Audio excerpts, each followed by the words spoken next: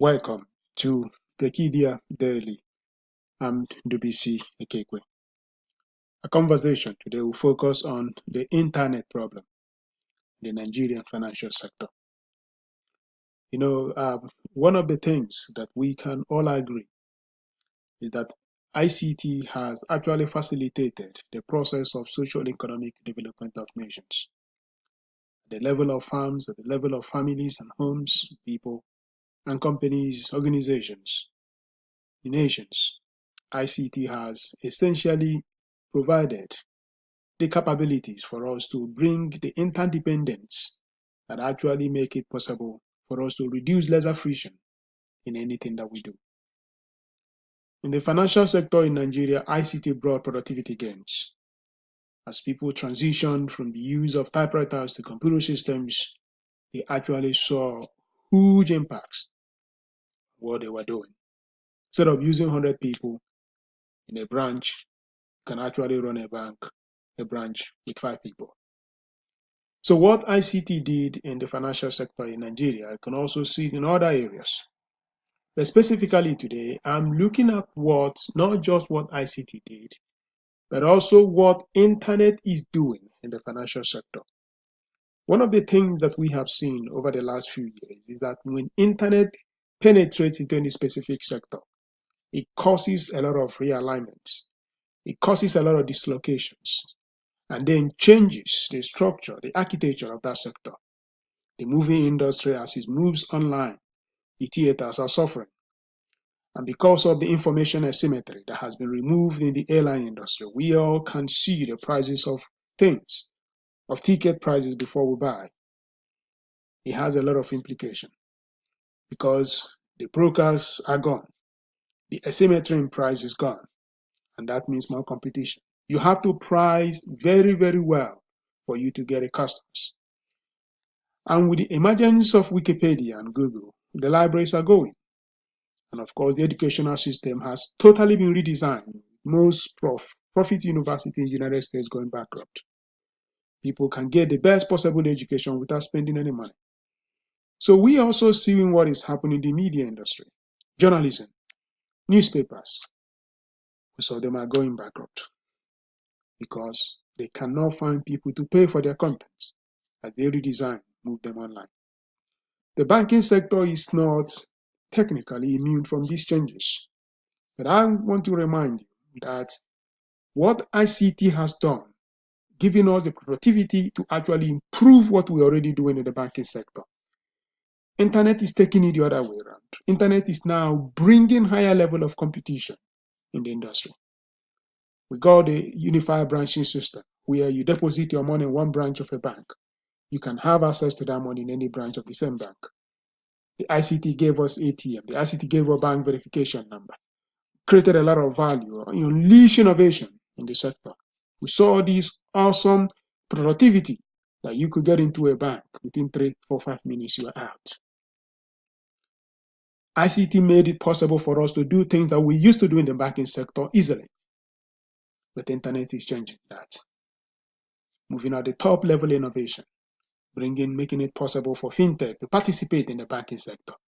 I say that the ICT will destroy some of the value created by ICT. The fintech will destroy some of the value created by ICT. Because one of the things that the fintech does is that it brings in a new dimension in how the banking sector can actually price its products. But I'm going to explain the reason why the fintech using the internet becomes a very huge challenge to the industry. Now, we also look at the insurance sector, which is actually part of the financial sector. Of course, in Nigeria, we always have this illusion that financial sector is just banking, especially when we talk about the founders group. The founders never really see that fintech is also includes insurance because we don't really have an insurance industry, to say the least. They make about $1 billion in premium sold every year. That is absolutely, unfortunately, absolutely low, less than 0.4% of the GDP of Nigeria. It has one of the lowest poor penetration rates in sub-Saharan Africa. Our insurance industry is totally leaving us horses. It's not making any decent progress. And they have also avoided making sure they don't even do anything online. Oh, they have website, they have their digital stores where people can buy premium. But you cannot find any productivity tool, any productivity engine, any productivity technology that can actually accelerate the innovation you expect in the insurance industry. We are still living in that primitive age in the insurance industry, and we have not brought technology. We've not brought the internet to work for us. But that can actually be a good thing for them, because by making sure that they have not opened themselves to the powers of internet, they are essentially mitigating one of the challenges that the internet brings to any industrial sector. And those challenges that internet commoditizes value. When you see something online, you are just not necessarily going to value it, because at the end of the day, irrespective of what you are seeing, internet makes everything to have the same value. And that's the reason, because internet has this unlimited distribution channel. Okay, you have a bank A, you have a bank B, and then anyone can technically use the internet to access content, to access the product. So the distribution channel that the internet has made possible is also the reason why we have so many fintechs competing against the banks.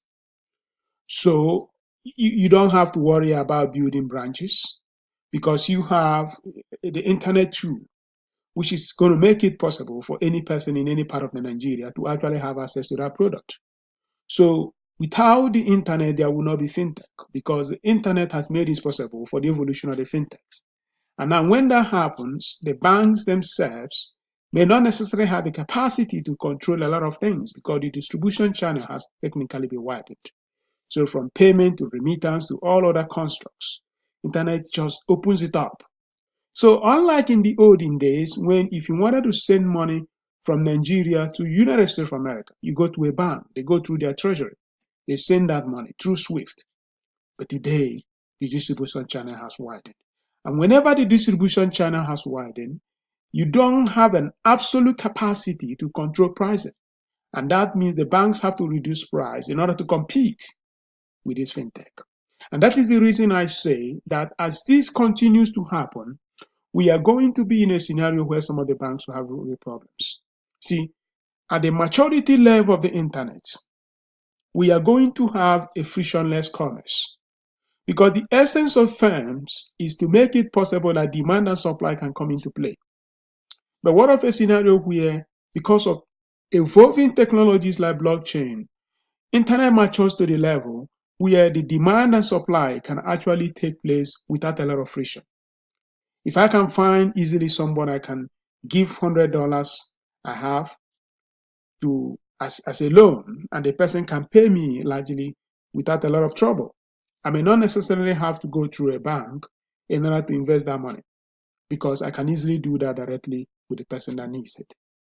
And don't think that this is far-fetched, because when you look at the opportunities that blockchain provides in the internet domain, there are some of these things can always be done without the need of companies. So if we can take out enterprises in our lives, it means that what will happen is that companies may not necessarily have a mission to exist, because the life of man will be largely be done at a frictionless level. And if that happens, even the internet that we have today, the fintech that we have today, will be challenged. But however, utility ICT companies like Google, Facebook, Amazon, these are the big companies, they will all be fine. Because we are going to see a world through them. We are going to connect to the internet through them. They can always, at marginal cost, add more features. And using those features, they can always control whatever they want to do. Just like Facebook is doing to Snapchat today, that is what we are going to expect in the future. You offer one service, the next morning they offer it. And because the marginal cost to them is really very, very low, they can always find a way to compete against you. So what will happen is in future is this. We're going to have a moment of adaptive innovation. It's not just innovating to actually create new opportunity, but you also have to adapt very, very vigorously in order to remain relevant. So that's the key. There is going to be the opportunity that internet is creating for the fintech. But that internet, as it continues to mature, may also be the reason why we may not have fintech. Just like the ICT world has provided the opportunity for us to see productivity gains in the industry, The internet era is also going to make it possible for most of these banks and most of the insurance companies, if they adopt, to also have difficulties to live. It's going to be a very new world because internet gives us abundance and that gives us an unlimited distribution channel. And whenever that happens, there is no way you can control pricing. And when you cannot control pricing, you always see yourself extremely powerless.